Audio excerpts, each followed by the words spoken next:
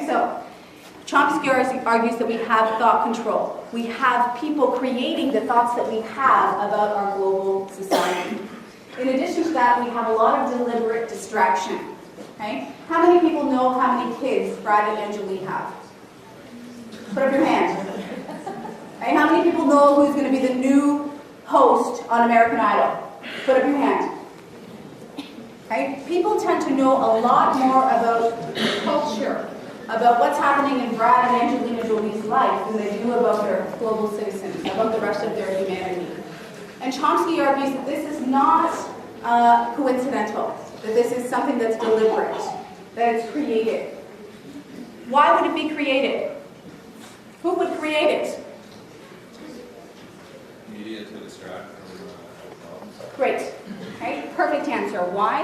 Why is it created? Because if we're busy paying attention to Brad and Angelina and Kate from Got 8 or whatever that show is, then we are distracted. We're taking our minds off of the real source of the problem. And the real source of the problem is the structure of our society, what's happening in our society, the inequities within our society. So we don't hear headline news about those kinds of things. Instead, we're busy learning about John and 8 plus 8. Okay? So it's deliberate distraction. And we come to believe that even if it's bad here, even if we have some inequality here, it's way worse elsewhere. Again, this is deliberate distraction. It's not a coincidence that we come to learn about our world in this way. Who benefits? So, what's that? So we talked a little bit about this, but I want to again end the presentation by having you think about this. The way that we think about the world around us is not a coincidence. In fact, many of the ideas are constructed by those people who have the power to control the way that we think about the world around us. And who has the power to control the way we think about the world around us? The media. Who controls the media? Corporations. And do they have a vested interest in the way that we think about the world around us? Of course they do. And so those people have the greatest stake in having us buy into our dominant hegemonic ideologies. But I want you to understand that those of us in advanced industrial societies benefit at the expense of those in underdeveloped societies. We wear clothing manufactured in sweatshops where people make less than $1 a day. And this is where it becomes really interesting. I presented to you facts today about sweatshops. They were in the presentation earlier. All sorts of clothing that we wear every day, clothing from Gap, clothing from Walmart, clothing from Old Navy, clothing from Jacob, is manufactured in sweatshops. How many people wear those labels? Nike. We do. Now, this is where it becomes interesting. Having now known that your clothing is manufactured in sweatshops, where children are sometimes chained to machinery, not allowed washroom breaks, are you going to stop buying your clothing at Walmart and the Gap and Old Navy and Jacob? Good point. Okay, so we come to believe that we have no other alternatives. Again, this is part of the ideology. It might be bad, but I don't have any other choices. I'm not going to move out to a farm and produce organic food and sew my own clothing, so I'm going to continue to buy my clothing at Walmart and the Gap. Okay? Why else do we continue? Dennis? I have a comment. Oh, great.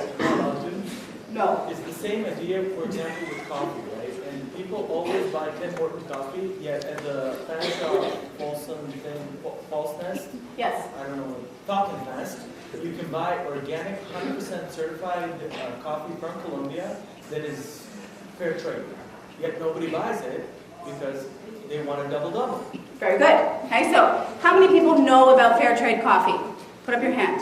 Okay. How many people know that farmers who are producing coffees in underdeveloped societies around the world are making 70% less today for their crops than they were making 10 years ago?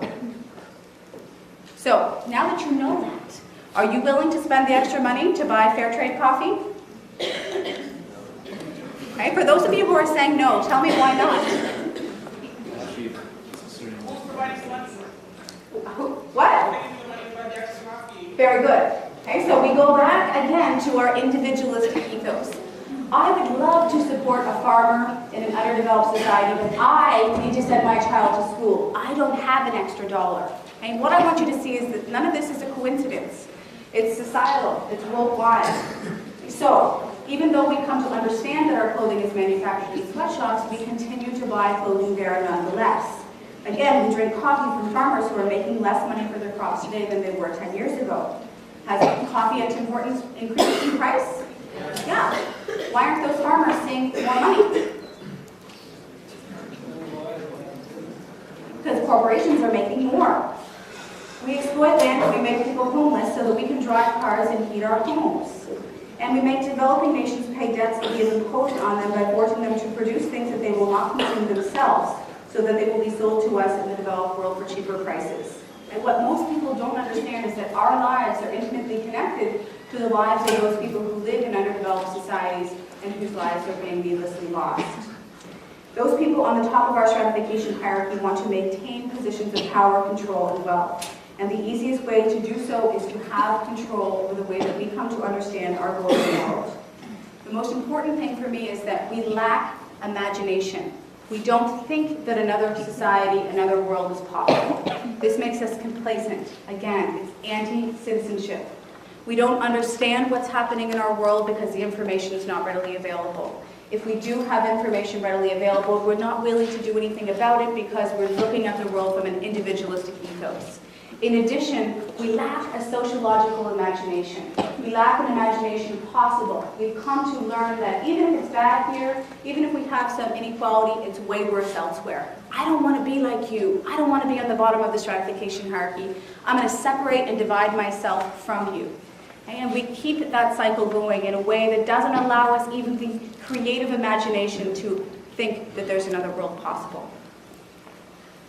So, what can we do? Okay. What can we do to be more active participants of our societies? What can we do to encourage global citizenship, to encourage people to be citizens of our community? We can become more informed, and we can look for information. We can disseminate information. We can take away one thing.